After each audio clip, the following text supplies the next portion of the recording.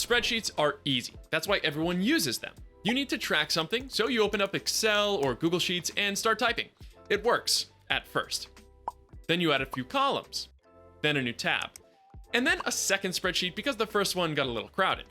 A month later, someone else on your team makes a slightly different spreadsheet to track the same stuff. 6 months later, you're staring at duplicate records, 3 different spellings for the same name, and a column that nobody remembers creating. The tool that was supposed to save you time is now the thing eating it. You need a real database and you know it, but you don't have the time to sift through all of that information in Excel or Sheets, find the duplicates, and extract the important information yourself. The thing is, you don't have to. You can give your data to Claude and let it handle the work for you, creating a clean database directly in your app of choice. I'm Tom from XRAY, the workflow company. We've helped hundreds of organizations get their time back, and the first thing we fix is always the data. In this video, I'll show you how to turn a pile of disconnected spreadsheets into one organized database, and you won't have to do any of the copying and pasting yourself. This is the step that all the AI hype marketers gloss over, and the one required step to preparing your organization to meaningfully start working with AI. Once that database is in place, you're ready for the real payoff. You can build automations and AI agents that read your data, reference it, and update it for you. Let's get started. First, a quick word on where all this data is going to live. We'll be using a tool called Airtable, one of our favorite apps here at XRAY. Airtable is a relational database, which is a fancy way of saying it keeps your data connected. Records in one table can link to records in another, so a task can point to its project, a volunteer can point to their program, and nothing floats around on its own. Airtable also has a ready-made Claude connector, which is very important for what we're about to do. Because here's the real trick, we're not going to clean up this data by hand. Claude is going to do the heavy lifting, reading your files, sorting out the duplicates, and building the whole thing directly in Airtable. To help it along, we've built a custom skill that guides it through the process step by step. Before Claude can touch any of your data though, it needs permission to get to it. That means adding 2 connectors. One for Google Drive, where our spreadsheets live, and one for Airtable, where the finished database is going to end up. Those connectors let Claude access both apps on your behalf. So let me show you how to set them up. Adding a connector to Claude is quick. Start by opening the left-hand panel, then click Customize. Then head to the Connectors section. From there, click Add, and then Browse Connectors. That opens up the full directory of apps Claude can work with. Search for the app you need, and today, that's 2 of them, Google Drive and Airtable. Add each one, and then you'll configure its permissions. For every connector, Claude lets you decide how much freedom it has. Each action can be set to one of 3 levels. Always allow, block, or ask for permission. That last option puts you in the driver's seat because Claude checks in with you before it actually does anything with the connector. I strongly recommend setting your actions to ask for permission, with some reasonable exception. Read-only actions, the ones where Claude is just looking at your data and not changing it, are safe enough to allow automatically if you'd like, assuming you're not working with anything too sensitive for Claude to see. That's your call. But anything that writes, edits, or deletes should always run past you first. And I want to be especially clear about one thing. Never give Claude blanket authority to delete. Claude is powerful, but it isn't perfect, and a deletion is a lot harder to undo than a bad edit. The whole point of ask for permission is that you stay in control of what happens to your data.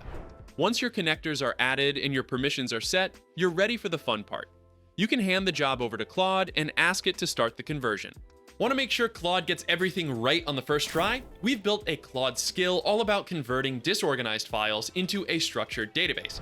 To get access to that skill and copy it into your own Claude workspace, just subscribe to our free XRAY newsletter. You'll also get the plug-and-play templates and resources we built for every tutorial going forward. It's free, and the link is in the description. Now let's put this to work with some test data. For our example, I've got a set of spreadsheets for managing a fictional youth rec league. These sheets keep track of players, coaches, the match calendar, and more. And it's a mess on purpose. The data is scattered across several different sheets, and there are duplicates everywhere. Some of the same coaches show up in separate spreadsheets for the spring, summer, and fall programs. This is exactly the kind of tangle you end up with when a few different people manage the same information over time. I'll point Claude to the Google Drive folder where those sheets are sitting, and I'll ask it to convert them into a relational database in Airtable. Right away, Claude reads the skill we built for this job.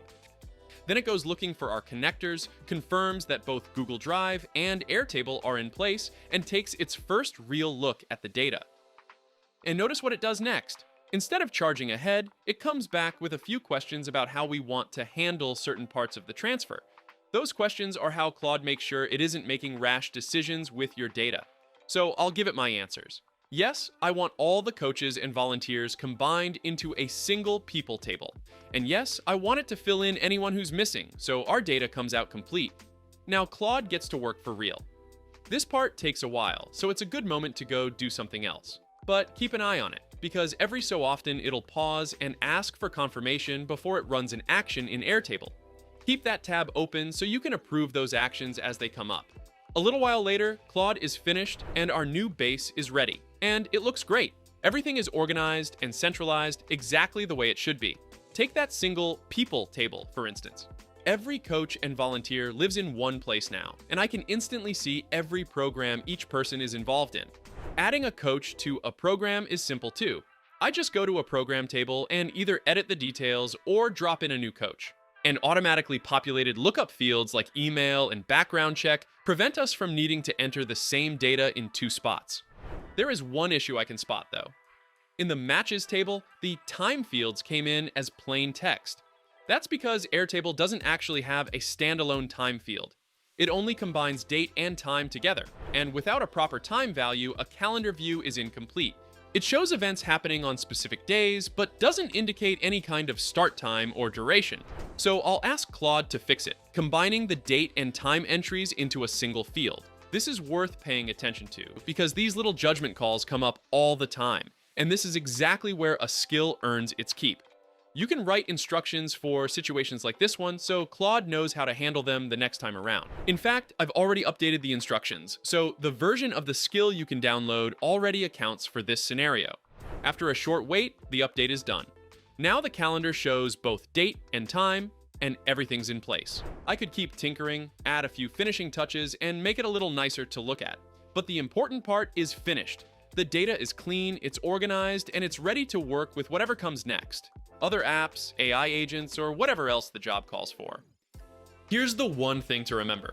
Every workflow is only as good as the data underneath it. The smartest AI agent in the world is useless if it's pulling from messy, scattered, half-accurate spreadsheets. Garbage in, garbage out, every time. So before you automate anything, you fix the foundation. And once your data is clean and centralized, you're finally ready to put it to work. That's the whole point. Clean data isn't the end goal, it's the starting line.